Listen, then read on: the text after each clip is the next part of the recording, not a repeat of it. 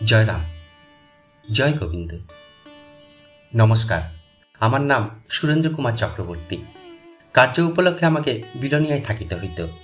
আর ঠিক ওই সময় আমি মাঝে মধ্যেই শ্রীযুক্ত ফণীন্দ্র মালাকার মহাশয়ের বাড়িতে শ্রী শ্রী রাম ঠাকুরকে দেখিতে যাইতাম। সেই দিন আমি এক মনে বসিয়া কাজ করিয়া যাইতেছি। হঠাৎ কোথা হইতে খবর আসিল যে শ্রী শ্রী রাম ঠাকুর মহাশয় ফণীবাবুর বাসা হইতে পালকিযোগে রেল স্টেশনে যাইবার সম্মতি প্রকাশ করিয়াছেন। ঠাকুর সম্মতি দিয়াছে শুনিয়া আমার অত্যন্ত আনন্দবোধ হইতে লাগিল। আমি তৎক্ষণাৎ মনে মনে কল্পনা করিয়া লইলাম যে আমার ঠাকুর পালকিতে বসিয়া আছেন, আর সেই পালকির পিছনের দিকটা আমি একাই বহন করিতেছি। এইরূপ কল্পনাতে যে আমার কি আনন্দ হইতেছিল তাহা আমি আপনাদের বলিয়া বুঝাইতে পারিব না।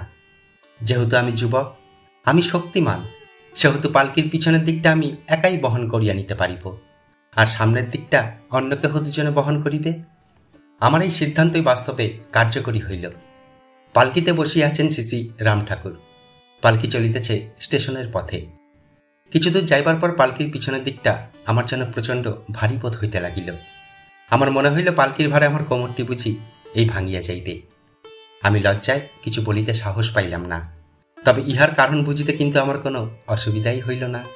আমি সঙ্গে সঙ্গে আমার সমস্ত শারীরিক শক্তি ও অহংকার ত্যাগ করিয়া ঠাকুরের নিকট তাহার কৃপা চাহিলাম। তৎক্ষণাৎ পালকির পিছনের দিকটা আমার কাছে একদম শোলার মতো বোধ হইল। পালকি স্টেশনে পৌঁছাইলে আমি ঠাকুরকে প্রণাম করিলাম।